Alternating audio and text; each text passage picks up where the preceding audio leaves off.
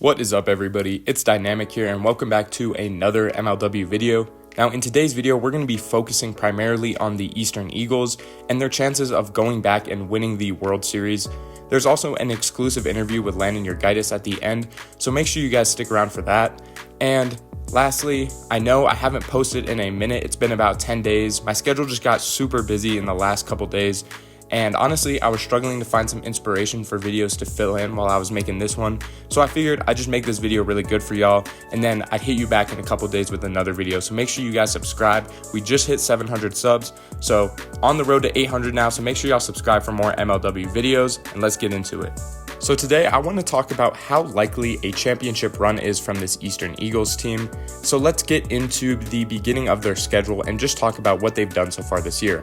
Obviously, first series they play the Gators, they lose 1-2 in a series that didn't look too good for them, and also had people thinking that the Gators were going to be like a 1-2 seed in this league, which they could still do.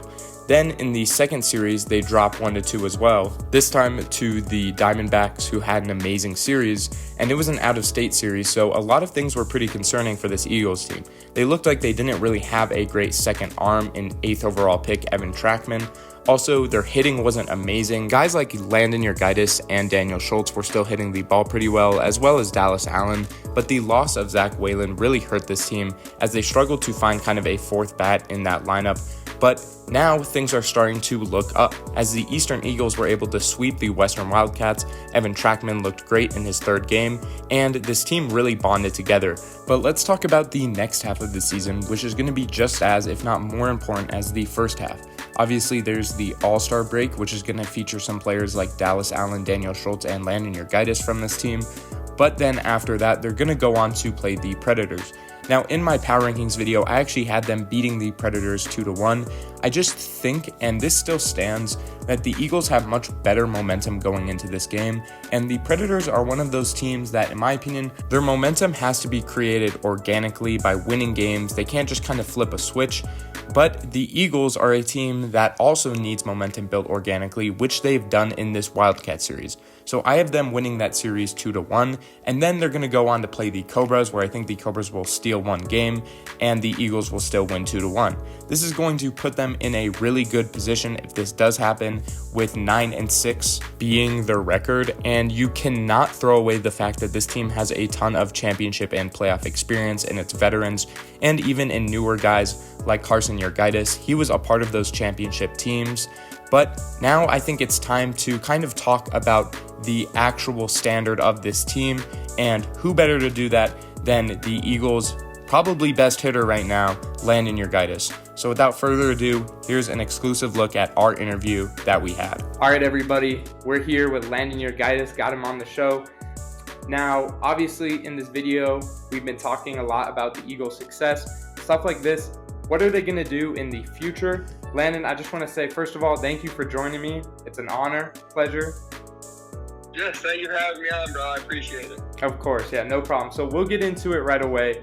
So obviously you start 1-0 or 1-2 to the Gators, then you go 1-2 to the Diamondbacks.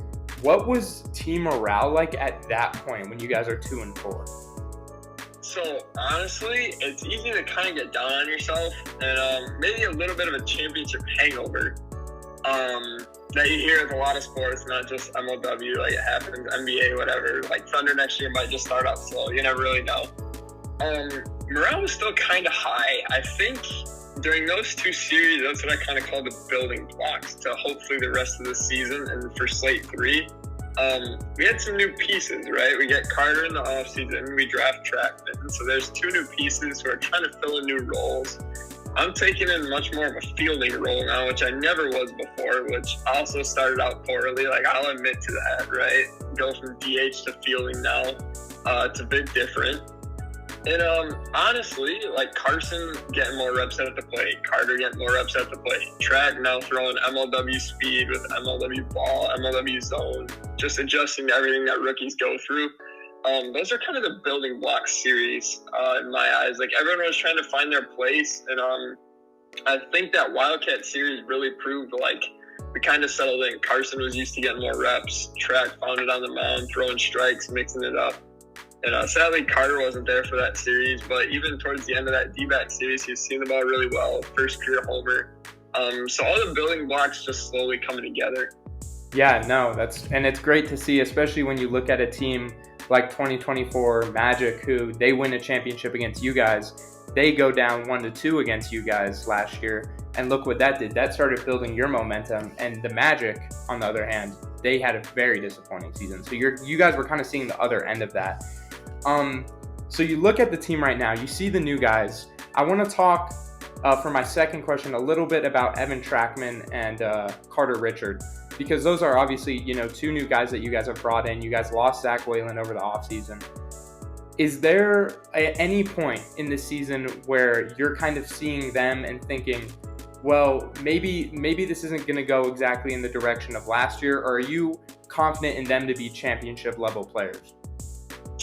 So you think at first, you have no clue, right? I mean, Track's the last overall pick, so the expectations, I know what he can do, I've seen him play. But the fans, they're like, well, it's just an 8th overall pick. What impact is this guy really going to make? For that 8th overall spot, if they go out and even play a little bit, that's a win at 8th overall.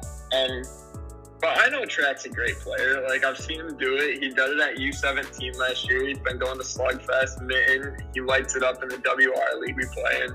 So, you see that, and that's not what, the fans see, right? I see Trackman play so much more wiffle ball than anybody else, really, any of the other fans. So I know he's capable of being a championship-level player. And Carter, too, he's lit up Bay City League the past, 3 seasons now. Didn't really get his chance in MLW, so we get him pretty low.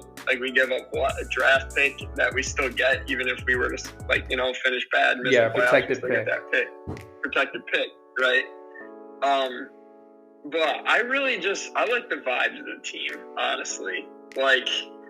I saw it was perfect in one of the comment sections. They're the Wildcats were really this series, it was just Kyle and his draft picks, while the Eagles were more of a well-oiled machine. We were all bonding together, we're all having fun out there. And even those first 2 series, yeah, we lost, right? It sucked losing game 3, 12-0 to the Gators. That was a horrible experience, right? But we were still able to stay level-headed after that and still have fun. And that's really what I like about our team is, we go out, we play to win, but we're also laid, we're loose back, and we just have fun playing. Yeah. And at the end of the day, that's kind of what matters. For sure. And then just the last question here for you, Landen. Some big things coming up. You got the All-Star Game, obviously, which in the time of us recording this video is happening very soon. And then obviously, you got 2 big series coming up. This question is more just about you personally. You've had a very, I would say, traditional, in a good way, progression since joining the MLW. It's been rookie season, you were okay. Next season, you were pretty good. Season after, now you're really good. And now you're kind of in this. For Landen Yurgaites, are we seeing your final form, or is there something else yet to come? Are you going to start hitting better? Are you going to start pitching? What are we going to see? Dude, honestly, that's a great question, too, because I've talked with Trey about this. After last season, I asked Trey, I think the regular season, I had a pretty good regular season. They started the All-Star Game last year, hit 300-something, I think. Playoffs, couple clutch moments, clutch bombs. We go 7-0 in the postseason, which is honestly really crazy, especially because we face Robles the first round, North the second round, and Crash in the finals. Yeah, that's the 3 hardest pitchers there, really, outside of Dallas, in my opinion. And we go 7-0. We don't lose a game. I was like, is this going to be the best season of my career, right? We just kind of did that. We went 7-0. That's nuts. You don't see that at all. And then this season starts out. We start out a little slow, but then we pick it up. I've been kind of hitting pretty well the whole season. I'd say so. And it's just, I hope I just can kind of keep this up. I don't know if this is my final form yet. I guess we'll see. Hopefully there's an MLW one day where I hit for a little more power. I did pretty well last series. I did 2 homers last series, 3 on the season. But maybe there's a day when I'm Cratch home run level and I'm hitting 2 bombs, 3 bombs a series maybe. So that'd be pretty sweet. But yeah, I guess only time will tell. Yeah. All right. Well, Landen, appreciate you for coming on the show today. Dude, thank you so much for, helping me out with this. Yeah, for sure, bro. Thanks for having me on, man. I appreciate it. All right, thank y'all for watching this video. I really appreciate y'all. It means a ton that you guys stayed around, watched the video. But make sure y'all subscribe because I'm going to be coming out with an all-star video later this week talking about the selections and stuff like that. So you're not going to want to miss it. And once again, a huge thanks to Landen Yurgaites who helped me out with this video. This interview actually occurred a couple days before this video was posted. But like I said, there was a lot of things that got in the way for me in my personal life. But don't worry guys, I'm going to be back on the grind giving y'all some good MLW content. So thank y'all for watching. Make sure to subscribe and peace.